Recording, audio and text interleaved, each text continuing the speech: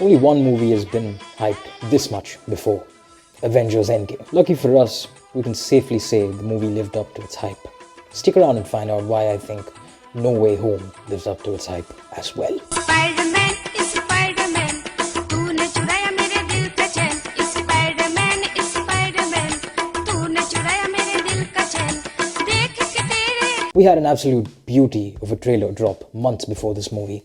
This trailer really got our hopes up. Honestly, Marvel major releases are a nightmare to review because, well, anything could be a spoiler. For this reason, I would like to take advantage of the fact that the trailer has outlined what I can potentially talk about in my review. This means if you've watched neither the trailer nor the movie before watching this video, consider this your spoiler alert. One great thing about this movie is it starts exactly where we wanted it to after watching Far From Home.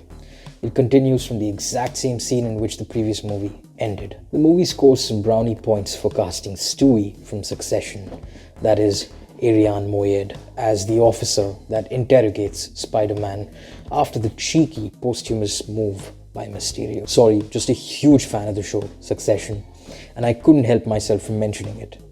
Click on my review of the first season if you don't know about the show yet. Also, the casting of a certain character from the Marvel TV shows in this movie shocked me in the best way possible. It felt like a dream come true for me, and that is all I'll say about that. Now, let's get to the review. I think it's important you understand my perspective on the previous movies before we go deeper into this one. Let's start where it all began for Tom Holland.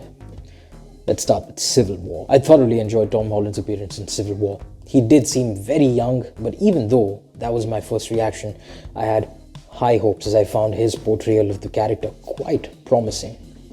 Even in the few minutes of screen time he had in that movie, he did a good job. Moving on to Homecoming, it was basically a high school drama with Michael Keaton, one of my favorite actors, playing a surprisingly forgettable villain. The movie was passable, neither bad nor good. Far From Home had some very interesting stuff.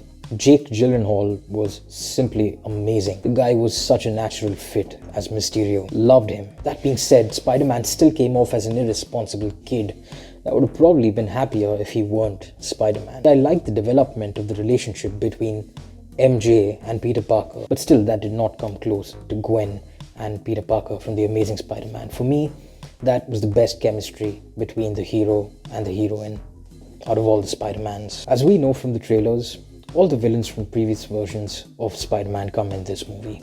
Now this excited me, but it also had me apprehensive about how well they'd handled this aspect of the movie. Would it be just a bit much? I'm pleased to report it's been handled fairly well.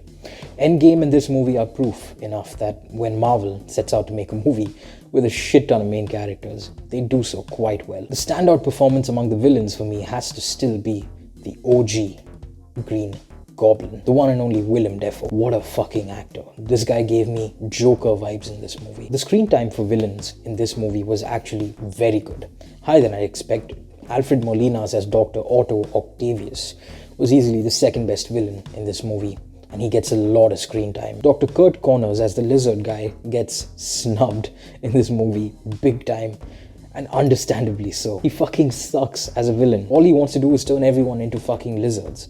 And you can totally understand why even other villains find him quite retarded. Sandman is extremely powerful in my opinion, and I felt he was unnecessarily underutilized. That being said, he kinda did make his peace by the end of Sam Raimi's Spider-Man 3. Jamie Foxx's Max Dillon, aka Electro, gets a massive, unexplained upgrade.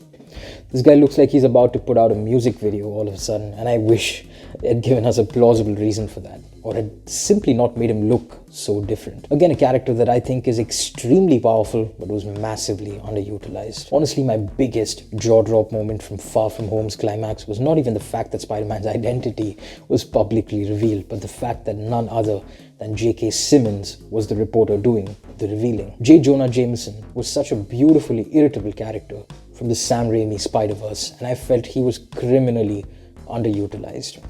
This movie would be totally unaffected if he wasn't even in it. Doctor Strange has a mini tussle with Peter, as you can see in the trailers, and I have to say this scene alone makes it worth it to watch this movie in IMAX. Fuck, what a scene. Easily my favorite scene in the movie. Doctor Strange's parts in this movie didn't feel like they were forced into the movie. They gelled quite well with the rest of the plot. It's really no spoiler at this point that Andrew Garfield and Tobey Maguire are in this movie. It's also simply pointless if I don't talk about them in this review, because that's pretty much the main reason I was so hyped up for this movie. I was super duper happy with the amount of screen time they both got in this movie. Found it very, very reasonable. One thing I didn't like was that Tobey felt like he was written by modern Marvel writers and his character just felt slightly off from his original Sam Raimi days. Actually, the writing overall is something that needs to be addressed. All Marvel movies and TV shows feel like their scripts are being auto-generated by some kind of algorithm at this point. Not only are they quite unoriginal, they're simply not that thought-provoking. And also, feels like they follow a set pattern. The spacing of quips, jokes and gags in this movie has officially reached a point of annoyance. Nothing wrong with a through and through funny movie like Ragnarok, but you've got to know when to stop. No Way Home doesn't seem to know where to stop. The action in this movie was easily some of the best ever. The scene where Spider-Man faces off with Octavius is thrilling and simply amazing on the big screen. Spider-Man gets his spider legs out of his suit and fights with Octavius and his robotic arms. And honestly, I feel privileged to have lived to see that on screen first day, first show. No Way Home picks up exactly where it left off in Far From Home, and therefore you can feel Spider-Man's character continuing to be the same kid.